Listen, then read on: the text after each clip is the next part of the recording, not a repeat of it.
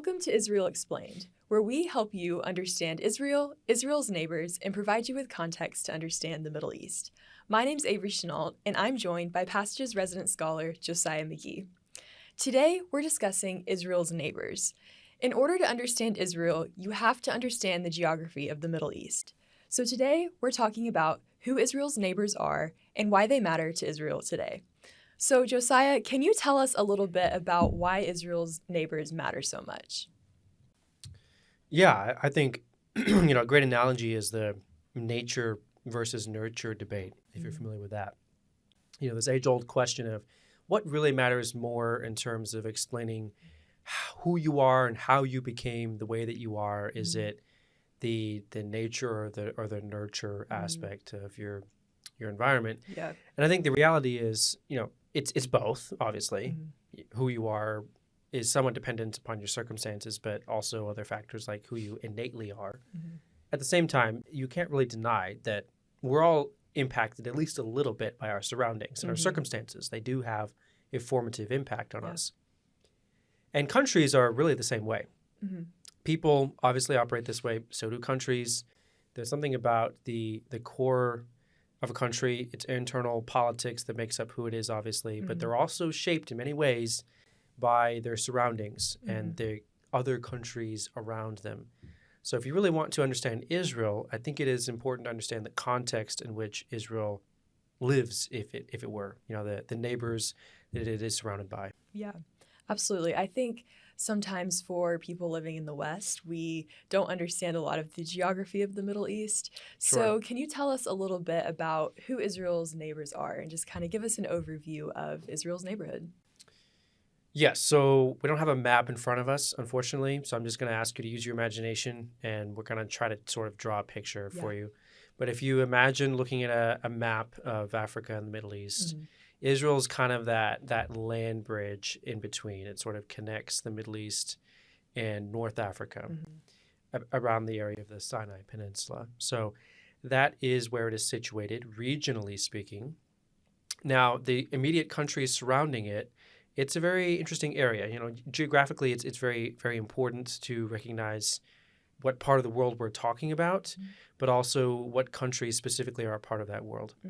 Now, the part of the world we're talking about, historically speaking, very strategically important because there's a lot of ancient and modern trade routes through this area. It's an economic, political, cultural area. It has been known as the cradle of civilization. So it's been important for a very, very long time. The countries that make up the area just outside Israel's borders, some of them have been around for a very long time, some of them have not. So we'll move clockwise. Let's start kind of the north and move clockwise, and we'll try to identify them. Immediately to Israel's north is Lebanon. Then you move a little bit clockwise, and you've got Syria, then the Kingdom of Jordan. And then you kind of run over the Red Sea and Egypt. Okay, here's an example of a neighbor that's been around for a really, really long time. It's, ancient. Then you have the Mediterranean Sea to Israel's west. So that kind of forms your immediate surroundings around the state of Israel and the countries that make up its borders. If you move outside that a little bit, if you imagine circles that just gradually widen and you can include more and more countries, you also have countries that are also very important or strategic for various reasons. If you move further west past Egypt into North Africa, you have places like Libya or Tunisia or Algeria, Morocco, places like this. You have, if you're moving a little bit sort of north and east, places like Turkey or Iraq. If you're moving east past the Kingdom of Jordan, then you're going to run into places like Saudi Arabia, very large country in the Middle East with a lot of strategic importance to Israel and the rest of the world. You also have, really on the Arabian Peninsula, it's almost entirely, kingdoms of some kind, monarchies of some kind. So you have places like Oman, you have Bahrain, Kuwait. There's places like the UAE, Qatar. Now, there is one exception that's not really a monarchy per se, and that would be Yemen, which is basically a failed state at this point. But you have a lot of these places. And then if you go really far east, just kind of like to the edge of the Middle East, now we're getting into areas that's also known by some scholars as Central Asia. Places like that. You have places like Iran or Afghanistan is sometimes included in the the Middle East, Mhm. most scholars would argue it's really kind of Central Asia. Yeah. So maybe we won't talk about that during this video, Yeah. but those are kind of like the most of the key players in Mhm. Israel's neighborhood. So, can you give us an overview of the relationship between Israel and kind of that first ring of neighbors?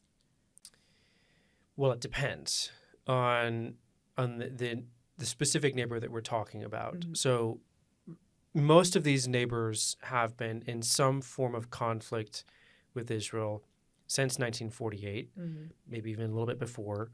And some of them have made peace deals with Israel, some have not. So the history, it really depends on the specific case, which wars they've participated in, because Israel's had several with its Arab neighbors, and then whether they have a peace deal or not. If you want to start with, let's just start with Lebanon, for Yeah. example. There is a situation there where Lebanon has had a troubled past with Israel, but it's also a little bit complicated because it is a country divided along sectarian lines. So Mhm. not everyone in Lebanon hates Israel. Yeah. And it's probably not even fair to say that everyone within a specific sect hates Israel. Like, it's Mhm. actually kind of complicated, Yeah. Lebanon's internal politics. Mhm. It is a country that does not have a peace deal with Israel.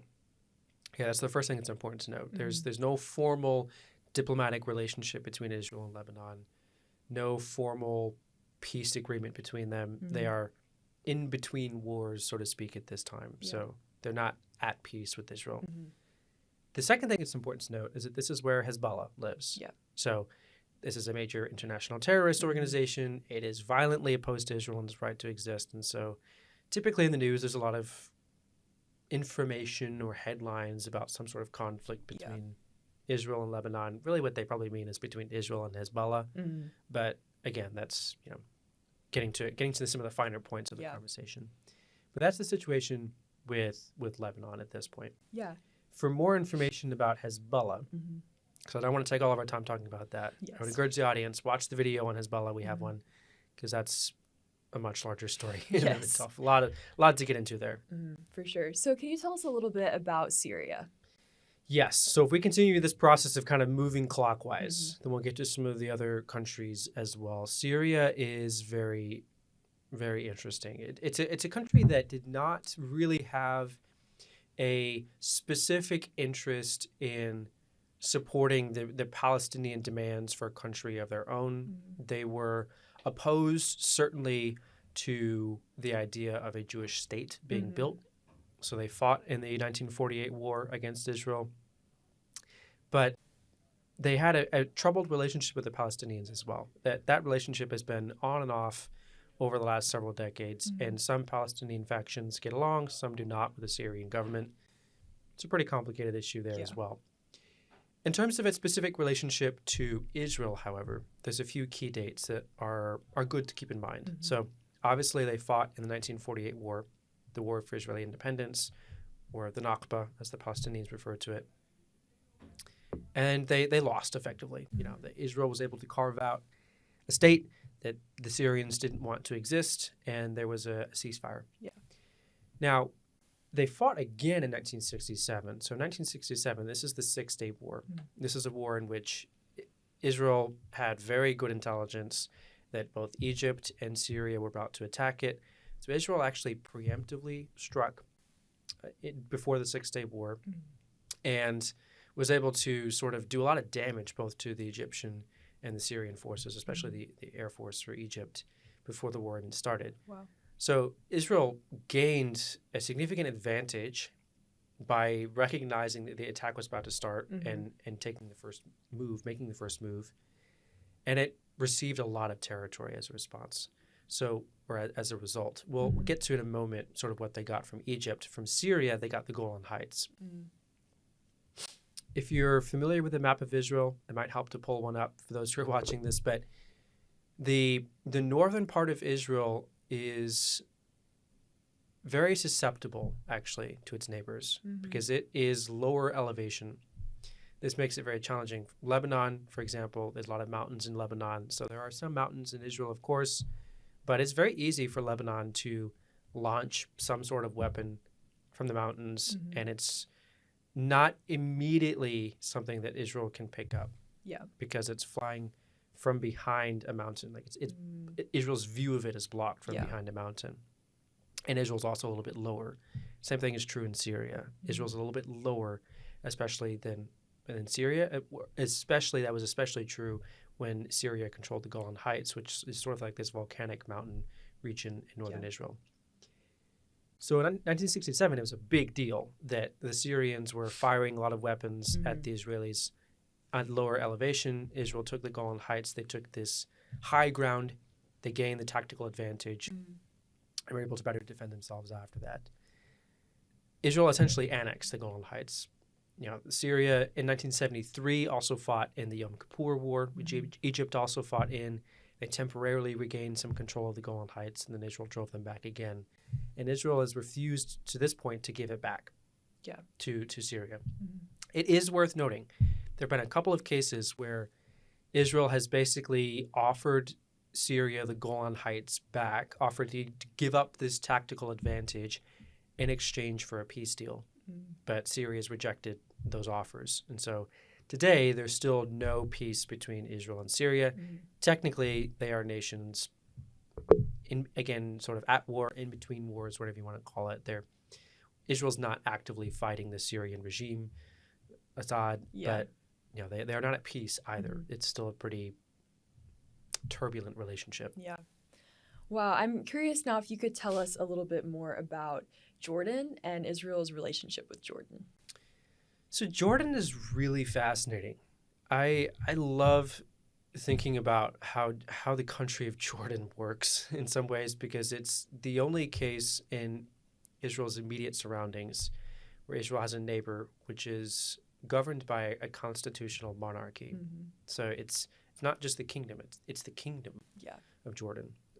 And that's really quite interesting because it lends itself to a situation in which there is some democratic governing processes. Like Jordan does have a legislature. It's a constitutional monarchy, not an absolute one. But it's one in which the kingdom has some challenges in terms of its relationship to Israel. So if we rewind a little bit, some of the history, it's been a kingdom since Israel's early existence.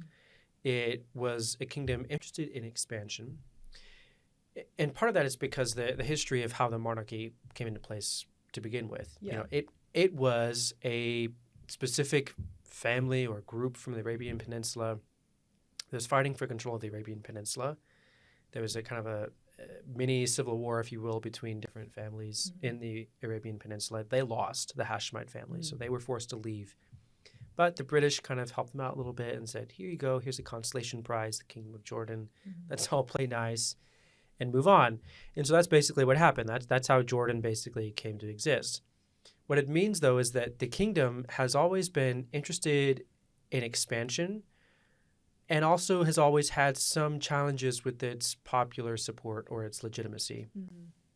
So part of what it did was look to places like the land of Israel for ways to expand upon its legitimacy a little bit. It derives a lot of its legitimacy and its claim to deserve the support of the public from its religious heritage and also from its custodianship, it believes, of different holy sites. Wow.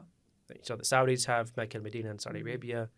The Hashemites, the family ruling the Kingdom of Jordan, they have custodianship of some holy sites in Israel. So this became a pretty critical issue. They fought in the war in 1948. They not just gained some territory that was known as the West Bank in 1948, they basically tried to annex it and make it part of the Kingdom of Jordan. Again, they weren't really interested in a Palestinian state. Most of Israel's Arab neighbors weren't really interested in that. They had their own agendas. Jordan wanted some territory, and it included the city of Jerusalem and the holy sites in the city of Jerusalem, which again is very important for their public display of legitimacy or case for public support. They lost that in 1967. So that was a pretty big deal for the Kingdom of Jordan. They lost the West Bank. They lost the portion of Jerusalem that they controlled. And they didn't make peace with Israel until the 1990s after the first Oslo Accord. Wow. So this was 1994. The first Oslo Accord was in 93, the second one in 95. So in between the two, Jordan finally makes a peace deal with Israel. And In exchange, some of the things that were recognized was that the Kingdom of Jordan would continue to have some degree of it's murky, it's kind of hard to explain, but some degree of custodianship of some holy sites in Jerusalem, especially Al-Aqsa, the mosque, the Dome of the Rock, that sort of thing. And it's really important because the Kingdom of Jordan needs that in order to continue to make its case to its own internal political constituencies that it has a right to govern as their monarch. And that's especially true because there are so many Palestinians living in Jordan. A lot of Palestinians, either in 1948 or 67, for different reasons, wound up living in Jordan. So the percentage of people living in Jordan who are actually Palestinian is very, very high. And it makes the Jordanians very sensitive to what's happening in Palestinian politics. So the relationship between Jordan and Israel today, unlike the first two countries we just mentioned, they do have a peace deal. It's probably best to describe it as a good but not great relationship. They cooperate on a number of issues. They have even protected Israel militarily by protecting its border between Jordan and Israel, also by protecting Israel in cases where different Iranian proxies might attack Israel. So there is some degree of security cooperation, and they get along at least a little bit, but also there's pretty frequent international diplomatic issues. Some disputes about what's going on in the Temple Mount or what's happening with Palestinians. There's been a lot of criticism of Israel coming from even the Queen of Jordan over what's happening in recent wars between Israel and Hamas. So it's an interesting relationship, to say the least. Yeah, that's very interesting. I'm curious next to know a little bit about another one of Israel's neighbors that you've briefly mentioned, which is Egypt. So can you tell us a little bit more about Egypt and what's the relationship like there? So fascinating. So fascinating. So Egypt's history is pretty interesting as well. For a time, it did have a monarchy. For most of Israel's existence, we're looking at some sort of, actually, a military government or an autocratic regime of some kind. So it's a bit different. It's maybe a little bit less worried about what the public thinks about Israel, the government, because it's a pretty strict government in Egypt for most of Israel's existence. That being said, it's for his own reasons has been very opposed to Israel's existence as well for many decades. It was actually kind of leading the charge against Israel. The idea of Arab nationalism was a political idea that was really championed actually by the Egyptian leadership, government. Nasser, for example, leader that you might be familiar with, he was really kind of leading the charge on that. So for his own purposes, he was very anti-Israel, regardless of what most Egyptians thought. They fought in 48. They fought in 67. They fought again in 73, the Yom Kippur War. In 67, they lost the Sinai Peninsula to Israel, which was a massive loss. It put the Israelis within striking distance of Cairo. And in 1973, they regained some of it. They were able to sort of push the Israelis back across the Suez Canal. But then they lost that ground again, essentially, or most of it, at the end of 73. So it wasn't until Egypt made peace with Israel, which happened towards the end of the 70s, that they were able to actually get the Sinai Peninsula back. So Egypt was a country that, if you look at the full spectrum of their relationship with Israel, they've been arguably the harshest and most determined opponents of Israel out of its neighbors. But also they were the first of Israel's immediate neighbors to make peace with Israel, which is really interesting.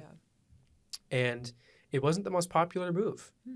The leader who did that, Anwar Sadat, was actually assassinated. Oh, wow. So Egyptians today, you could argue, it's sort of a cold peace with Israel. There's a peace deal, there's a peace agreement. Most Egyptians are probably not super in favor of good relationships with Israel. And it's pretty complicated for a lot of reasons. One, there's some interesting history of different Palestinian groups and their relationships to Egypt. The Muslim Brotherhood is an organization that grew out of Egypt in the 1920s, and Hamas has connections. So Egypt is very opposed to terrorism. But at the same time, the Sinai Peninsula is a very big place. Yeah. So there's a lot of off-books, unofficial activity that happens there. Different terror organizations, even ISIS for a while, had a presence in the Sinai Peninsula. Wow. So the official position of the Egyptian government is not necessarily reflective of the reality of what happens on Israel's border with Egypt. And there have long been accusations that the Egyptians have been unable to or unwilling, it's unclear, secure the border between Israel and Egypt, that smuggling has happened. Yeah. There's some pretty complicated issues there as well. So it's, again, another example of maybe a good but not great relationship. Yeah. Better than Syria for sure because they've made peace, but there's still some pretty significant issues that tend to come up fairly often. Yeah. So from what I'm hearing you say, if a country has defensible borders and is willing to make peace with Israel and have a friendship with Israel, that does make Israel more willing to become friends with its neighbors. So I'm curious if you could tell us some other issues that define Israel's relationship with the rest of the region outside that first ring that we talked about. Sure. It's interesting that you said that defensible borders makes Israel more willing to make peace with its neighbors. I think that's true. I think that's always been Israel's goal, that it could have peace with its neighbors. Arguably, the bigger issue that's come up time and time again, and the reason why there was 3 wars that Egypt, Israel, Syria all participated in, at least, is because they didn't recognize Israel's right to exist. Yeah. What Israel really wants is just to be allowed to exist Yeah. without having to fight for its survival, to be recognized as having a right to exist in the region and to be a neighbor among these Arab countries. But there are, in addition to that philosophical issue, a few other issues that often come up quite a bit when it comes to Israel and making peace with its neighbors. One, geography. It just makes life difficult for everyone. The Middle East is not a very hospitable environment. It's a relatively harsh climate. It has been and will continue to deal with water shortages for some time, to the degree that it could have some pretty significant impact on the human population of the Middle East. It's going to be a very serious issue. And if you look at the history of most peace agreements that are made between not just Israel and its neighbors, but also between some of these Arab countries, water is almost always one of the points of contention or discussion. It always comes up. It has to be addressed because the geography really matters. And like we alluded to earlier as well, so does just topography, another form of geography, the altitude and elevation of different territory that you're trying to control so that you have a position that you're able to defend if your neighbors are not willing to accept you. Those are very real issues that come up pretty frequently. The second thing that comes up quite a bit is the Palestinian issue. The Palestinian issue, it's a strange dynamic that it plays in the politics of the Middle East, because the reality is that a lot of these governments around the Middle East don't really care that much about the Palestinians. It's not their people. They've given a lot of money to them in the past. They don't agree with everything the Palestinians say or demand. And it's just not as high a priority for a lot of these governments as the Palestinians would want it to be. On the flip side, a lot of these governments are not exactly the most democratic either. It's a region that's not known for democracy.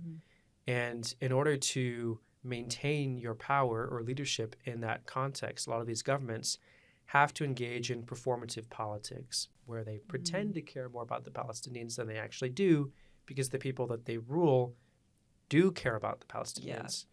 And you have to find a way to pacify them or prevent them from getting too angry and it leading to some problems. So it is a strange dynamic there for sure, but one that Israel has to navigate when trying to make peace with these Arab governments is a lot of them are going to make demands. Like Saudi Arabia, for example, is going to argue that there can't be peace between Saudi Arabia and Israel until the Saudis are convinced that there is some viable peace agreement or plan for a peace agreement between Israelis and Palestinians. The last thing that's very important, I just want to mention this really quick, is power politics. Israel lives in a region that's not very big. It's a crowded neighborhood, and there is a lot of competition It's a very competitive environment. There's not just Israel, but two other countries that are trying really hard to become as powerful as they can economically, politically, militarily, you name it. Yeah. And those other two are Saudi Arabia and Iran, who are not just competing with Israel, they're also competing with each other. It's kind of like this triangle of countries that are all pretty strong and pretty powerful and are trying to be the strongest and protect their own interests, and in Israel's case, their own survival. And it can lead to some interesting fluctuations between the opportunities for peace between them and Israel. Yeah.